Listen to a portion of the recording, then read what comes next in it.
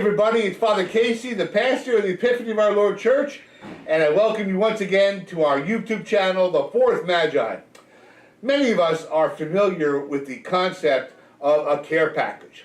Something we send to a loved one that may be serving in the military, who may be away at college, but we send them things because we want them to realize that we haven't forgotten them. We send them things that remind them of home, and it's really to show them that we care. That's why we call it a care package. So this Sunday, Jesus and God the Father gives the apostles a care package.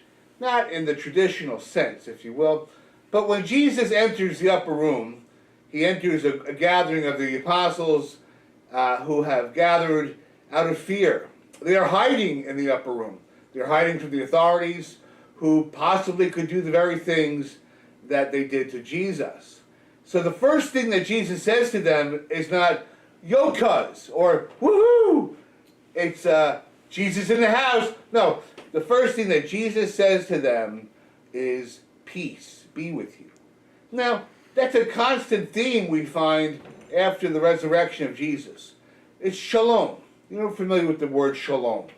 And it's a peace, but it's not peace like, the peace that the world offers. It's a theological peace. It's very deep in its concept, because the peace that Jesus offers in his shalom is a peace that is offered in the midst of a crisis. You see, the world would tell you that we'll have peace when there's the absence of problems. There's the absence of conflict, the absence of war, and therefore we'll have peace.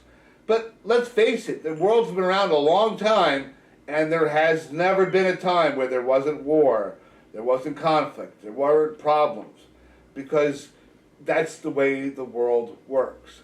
And so the peace of Jesus, the shalom of Jesus, is a peace that exists in the midst of conflict, in the midst of turmoil, in the midst of problems that we have in our lives. Well, we're living life on life's terms, but we have a peace that only can come from God, because we are able to deal with those issues, those conflicts, those problems, that turmoil, because it's a spiritual peace.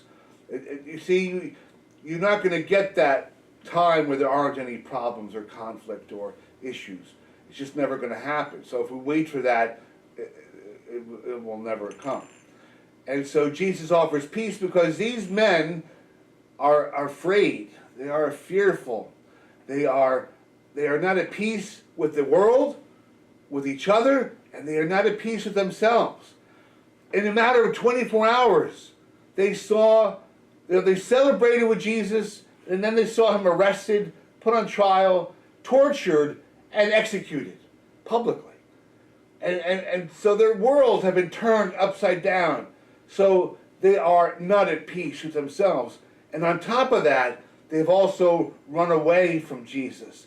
At the moment, at the hour that he needed them most to stand up for him, maybe to fight for him, to defend him in some way, shape, or form, they all ran away. So they are not at peace with themselves because they have shown themselves to be cowardly, to be unfaithful to Jesus. And so they are caught up in this turmoil in this room that they hide out in. And yet Jesus comes into the midst of them and says, "Peace be with you." Because this is the care package that they need. They need peace because they have no peace. They are filled with anxiety and fear and turmoil within them.